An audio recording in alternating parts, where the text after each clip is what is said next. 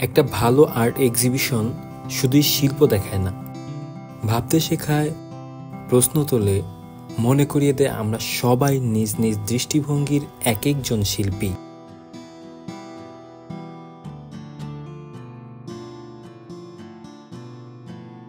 এই আর্ট এক্সিবিশনটার একটা শক্তি হচ্ছে এর বৈচিত্র্য।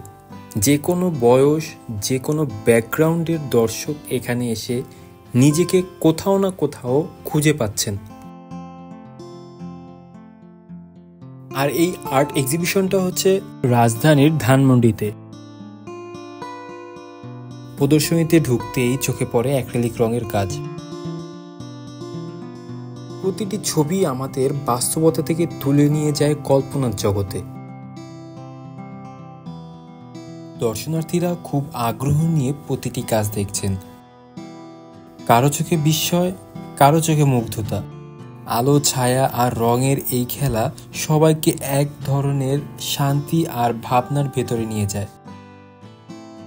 ৮ থেকে ১৫ জুলাই পর্যন্ত চলমান এই প্রদর্শনী আপনারাও চাইলে ঘুরে দেখে আসতে পারেন।